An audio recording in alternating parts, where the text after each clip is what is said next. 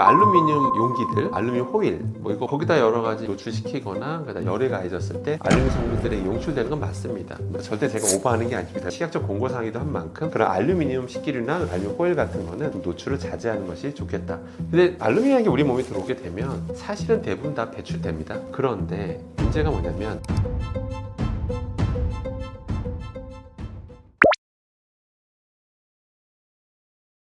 짧게 대답하기 좀 어렵고요. 뭐냐면 너무 이것저것 많아가지고 그래서 그냥 몇 가지만 좀 설명드리도록 하겠습니다. 일단은 이제 주방에서 하면 앞서 말씀드린 대로 일단은 그 가스레인지 이런 게 문제고요.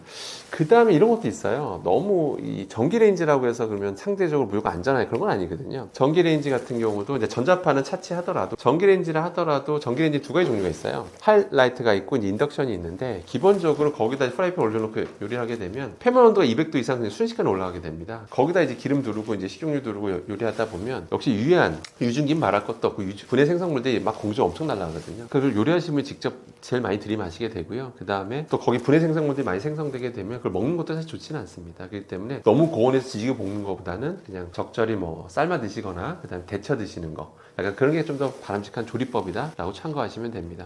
참고로요, 이게 절대로 오버라고 생각할 수도 있는데 그게 아닌 게 실제로 최근에 조사했을 때 충격적인 결과가 나왔습니다. 급식 종사자분들, 급식이라는 게 초중고등학교에서 급식 종사해 주시는 분들, 요리해 주시는 분들 계시잖아요. 그분들 한번 조사해 본 거예요, 집단으로. 근데 무려 30%가 폐 이상 소견을 받습니다. 폐 이상 소견. 거기 일하시는 분이 나이 드신 분들만 계신 것도 아니었어요. 다양한 연령층이 계신데 30%가 무려 폐 이상 소견을 받습니다. 그러니까 지속적으로 유해한 걸 계속 들이마시게 되면 한두 번이야 괜찮죠. 근데 뭐든지 지속적으로 노출되는 게 문제거든요. 담배술이 그래서 정부가 조심하라고 하는 거잖아요. 지속적으로 노출되면 암에 걸릴 가능성이 높아서 그런 거잖아요. 마찬가지로 주방에서 요리하면서 나는 그런 것들이 실제로 많이 노출되면 폐 이상해지고 그러거든요. 그렇기 때문에 그런 요리하실 땐 반드시 좀 환기하시는 것도 좀 주의해 꼭 반드시 지키시길 바라고 가급적이면 삶아 드시는 것을 가장 좋다 이렇게 좀 보시면 되고요.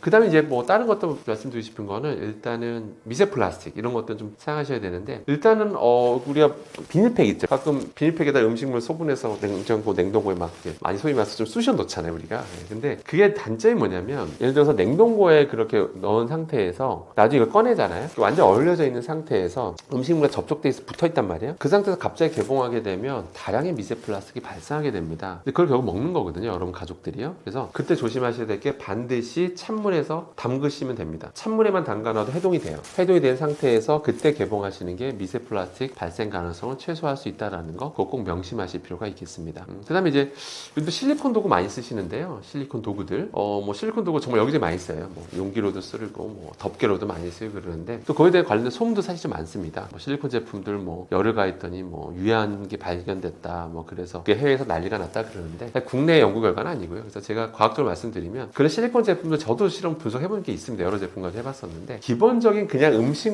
약간 따끈따끈한 음식 닿았다고 해서 유해한 물질이 나오고 그런 건 아닙니다. 그런데 조심하셔야 할 게 두 가지를 보셔야 되는데 실리콘 제품들은 두 가지입니다. 바로 이것도 영원한 건 아닙니다. 시간 지나면 서서히 조직이 끊어져요. 약해집니다. 그러면 계속 이게 그냥 오래 쓸 수 있을 것 같은데 이게 몇 년 쓰다 보면 이게 음식물 담게 되면 미세 플라스틱이 발생하게 되거든요. 떨어지게 되니까 불필요한 미세 플라스틱을 먹게 된다는 거죠. 그렇기 때문에 저희 실리콘 제품들은 좀 흠집이 많이 눈에 보일 정도면 그땐 미련 없이 교체하시는 게 좋습니다. 그 상태에서 음식이 닿은 상태에서 전자레인지 돌리게 되면 역시 미세 플라스틱이 많이 발생할 수 있기 때문에 주기적으로 교체해서 쓰는 거다라고 이제 기억하시는 게 좋습니다. 그럼 두 번째 또 뭐냐면 저희가 직접 실험한 건데요.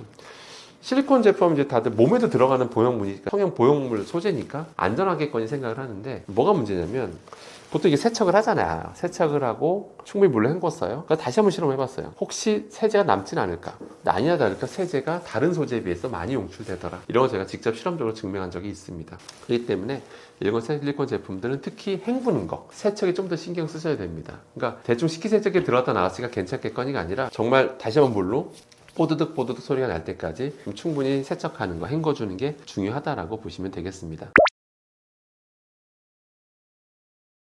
사실 이제 밥은 다 드시잖아요. 그렇기 때문에 이제 밥솥, 특히 내솥에 대한 관심이 많은데요. 또 최근에 이런 주 메이저 언론사에서는 관련해 저런 거 밥솥 잘못 관리하면 중금속이 오염된다 이런 기사도 실제 나온 적이 있고요.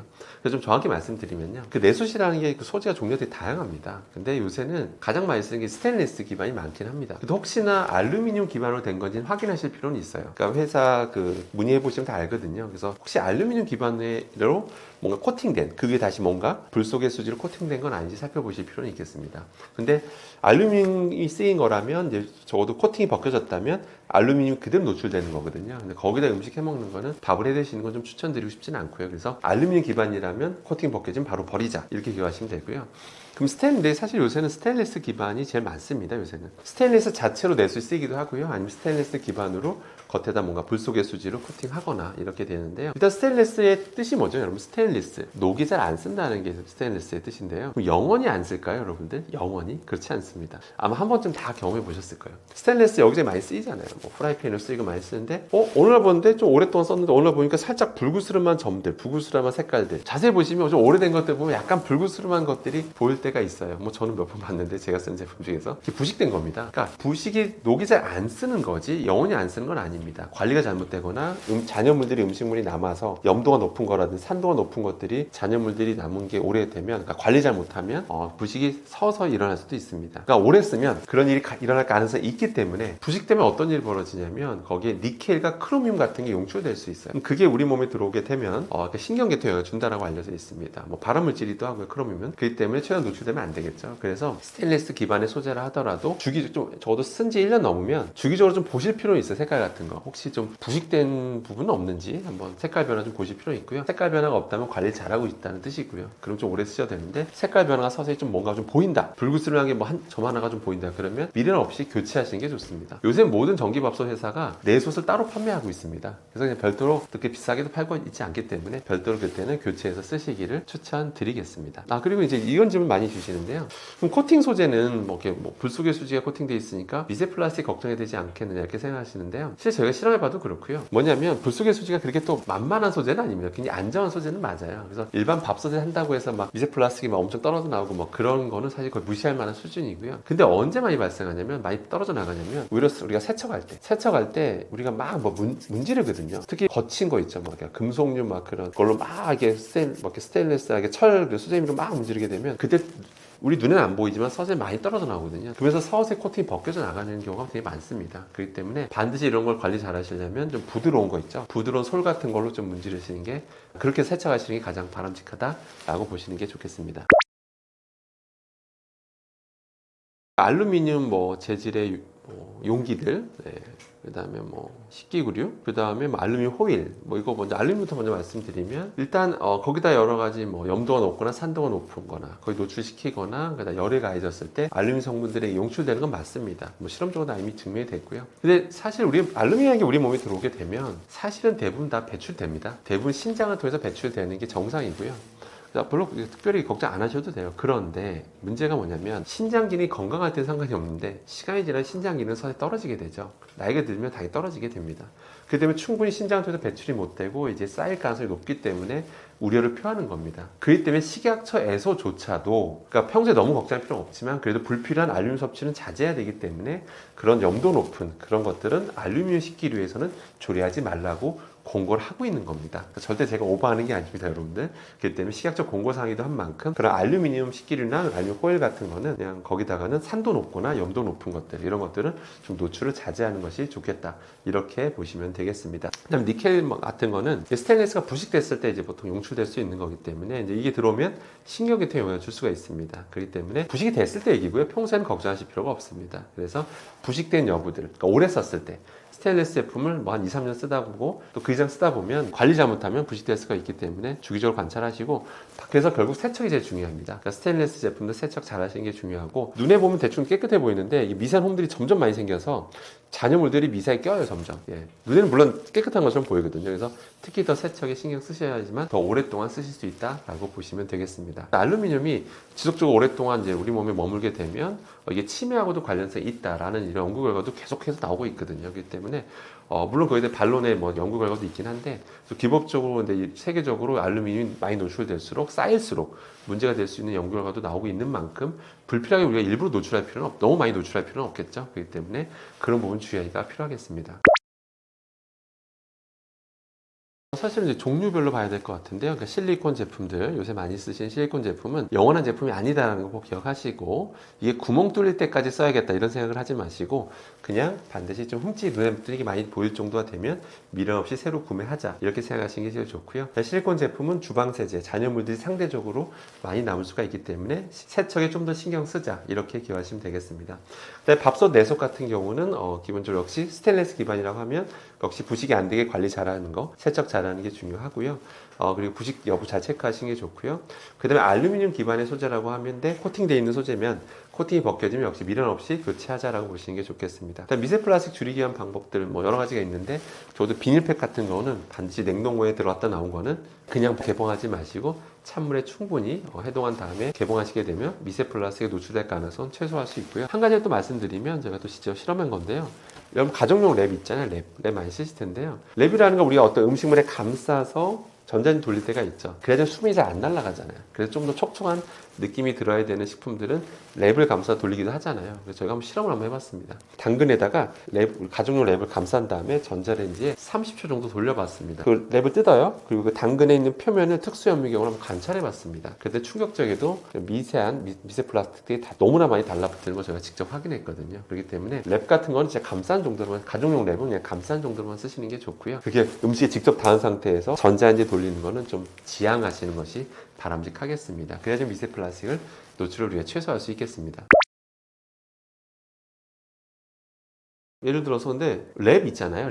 랩이 사실은 크게 두 가지 종류로 나뉩니다. 가정용 랩과 업소용 랩으로 좀 나뉘게 되는데요. 가정용 랩은요, 집에 있는 제품 한번 딱 들여다보시면 폴리에틸렌이라고 적혀 있어요. PE라고 적혀 있거나요. 그럼 앞에 LD, PE. 결국 이 PE, 폴리에틸렌, 이건 우리는 폴리올레핀 계열이라고 말을 하는데요. 가정용 랩은 다 그거라고 보시면 됩니다, 요새는. 그런데 업소용 랩은 좀 달라요. 업소용 랩은 PVC 랩을 많이 씁니다. PVC 랩을 쓰는 게 불법도 아니고요. 그 이유가 뭐냐면 좋아요. 왜 좋냐면 쫙쫙 늘어나고요. 그리고 딱 음식에 용기에 딱 붙였을 때 잘 달라붙습니다. 점착력도 너무 좋고요. 그다음에 우리 고기 마트 가면 고기 사잖아요. 고기가 랩에 감싸져 있잖아요. 근데 우리 만약에 고기를 딱 구매하려고 하는데 막 이렇게 습기가 차 있으면 어떨까요? 습기가 차 있으면 선명하지가 않겠죠. 그럼 고기가 신선해 보일까요? 신선해 보이지 않겠죠. 그럼 구매까지 영향을 줍니다, 실제. 그러니까 일반 가정용 랩으로 감쌀 수가 없어요. 그러니까 일반 마트 고기 감쌀 때는 PVC 랩을 쓸 수밖에 없습니다. 그 PVC 랩으로 감싸진 것들이 뭐 이런 배달업소라든지 아니면 이런 고기 포장할 때 많이 쓰이고 있는데, 근데 문제가 뭐냐면 PVC 랩에는 이제 가소제라는 걸 쓸 수밖에 없습니다. 그럼 가소제가 들어간 PVC 랩은 또 다시 두 가지 종류 나눌 수가 있겠죠. 이게 국내산이냐 해외에서 생산한 거냐, 이제 두 가지로 볼 수가 있는데, 당연히 국내 업체들 같은 경우는 논란이 되고 있는 프탈레이트 가소제를 쓰고 있는 경우는 제가 알기로는 없습니다. 그러니까 국내 업체들은 PVC 랩 제조업체들이 프탈레이트 가소제를 안 써요. 다른 가소제 씁니다, 쉽게 얘기해서. 근데 우리가 뭐 알 수가 있나, 이게 뭐 국내산 제품인지 해외산 제품인지 알 수가 없죠. 그러니까 얼만큼 이제 뭐 프탈레이트 가소제 좀 소량 첨가하는 거가 유통돼도 그건 불법도 아니고요. 그런 거 수입해서 팔아도 불법도 아닙니다. 뿐만 아니라 이런 프탈레이트 가소제도 문제지만, 최근에 친환경 가소제라고 알려져 있는 것들조차도 그 ATBC라고 하는 친환경 가소제로 유명한 게 있거든요. 근데 그것도 지금 그동안 안전한 줄 알았는데 최근에 그거 관련된 독성 결과도 최근에 연구된 바가 있습니다. 그렇기 때문에 그래서 팁을 좀 말씀드리자면, 뭐 이건 뭐 정부에서 허락한 거니까 우리가 이제 현명하게 대처하면 되는데, 닿자마자 뭐 랩에 그 고기에 닿자마자 막 뭐 가소제가 용출되고 이런 거 아닙니다. 절대로 그런 거 아니고요. 오랜 시간 동안 접촉하고 있을 때 서서히 빠져나오는 거기 때문에, 마트에서 우리가 고기를 사갖고 왔다면 바로 랩 가리하는 게 좋습니다. 랩을 가리해서 가정용 랩으로 감싸서 보관하든지, 아니면 딱 드실 만큼만 사와서 구워 드시는 것도 한 방법이고요. 아무튼 랩 가리하시는 게 좋다라는 거 바람직할 거고요. 그리고 접촉 시간이 중요한 거기 때문에 아무튼 그날 가서 사오시면 아무튼 랩가리 하시거나, 아니면 보통 음식 같은 거 우리가 배달 많이 시켜 먹는데 가급적이면 배달보다는 직접 가서 드시는 것도 하나의 팁이 될 수 있겠다, 이렇게 보시면 되겠습니다. 네, 사실은 제가 제 개인적인 유튜브 채널을 통해서 이제 대중분들과 많이 소통하고 있는데요. 어떤 유해한 화학물질에 대해서 알려드리는 시간을 갖고 있습니다.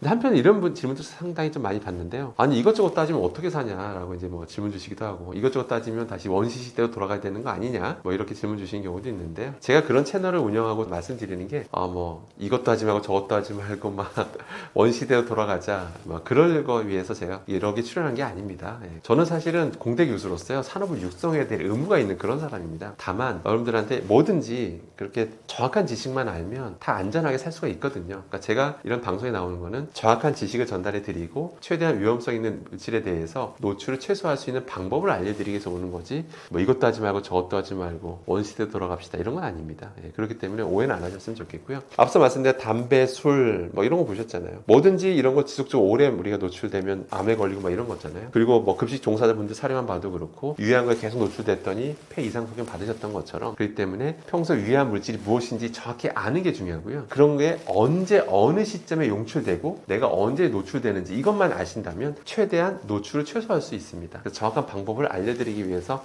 이 방송을 한 거고 이런 책도 그래서 쓴 겁니다. 그렇기 때문에 무조건 유해성은 무조건 노출량과 노출 횟수와 비례한다는 거. 그러니까 정확하게 알면 노출량도 줄일 수 있고 노출 횟수도 줄일 수 있다는 것만 기억하시면 되겠습니다. 그래서 정확한 지식이 제일 중요하다. 이렇게 기억하시면 되겠습니다. 네, 그래서 저는 여기 또 만나 뵙게 돼서 너무 반갑고요. 저는 상명대학교 강사 교수였습니다. 다음 기회에 또 뵐 수 있길 바라겠습니다. 이상입니다.